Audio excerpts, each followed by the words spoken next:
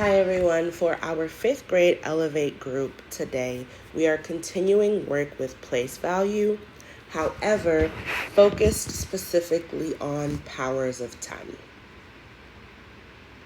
So for this lesson, you want to highlight for students that each place in a place value chart has a value that is 10 times as great as the place value to its right.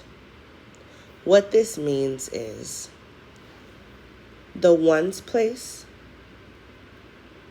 times 10 will get me to the tens place, meaning that the tens is 10 times as great as the ones place.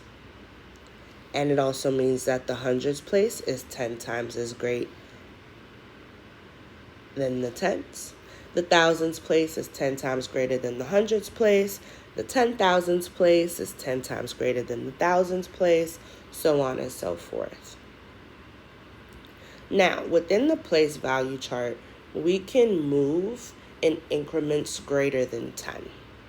So if I wanted to speak to the comparison between the thousands place and the tens place, because I am moving 2 places over instead of 1 to get from the tens place to the thousands place, that means that the thousands place is actually 100 times greater than the tens place. Now, where did I get that 100 from?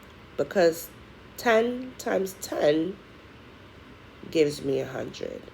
10 times 10 because I moved 2 spaces over. If I moved 3 spaces over, it would be 10 times 10 times 10 equaling 1,000.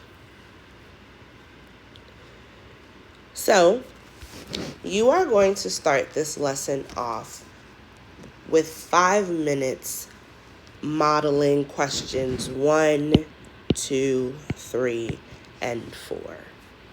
Okay? In these particular questions, it is going to be important for you to place the value that you are given in your place value chart to help students conceptualize the movement of these numbers. So for instance, for question 1, it says, actually, I'm going to model questions 3 and 4. So question 3 says the 6 in the thousands place, so the 6 in the thousands place, is blank times greater than the 6 in the ones place. So you would need to ask yourself, how many times would I have to move in the place value chart to get from the ones place to the thousands place? Well, I know that's 1 time, so that means that's times 10. Here's another times 10, leaving me at 100. Here's another times 10, leaving me at 1,000. 10 times 10 times 10 gives me 1,000. I moved 3 times. I multiplied times 10 3 times. And the number 1,000 also has 3 zeros.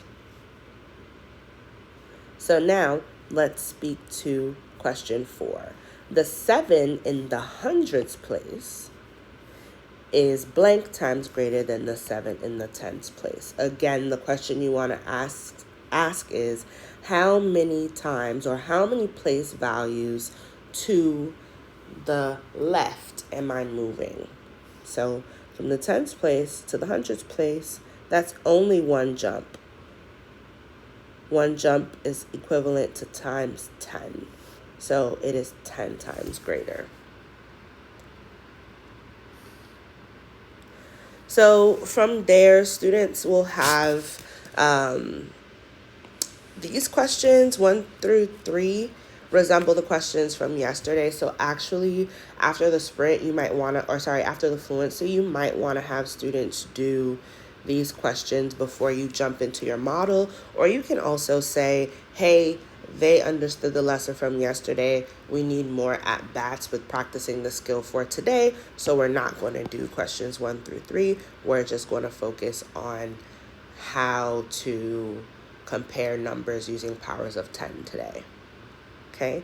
So after your model, you are going to launch students into partner practice for 10 minutes and then 7 minutes for their exit ticket.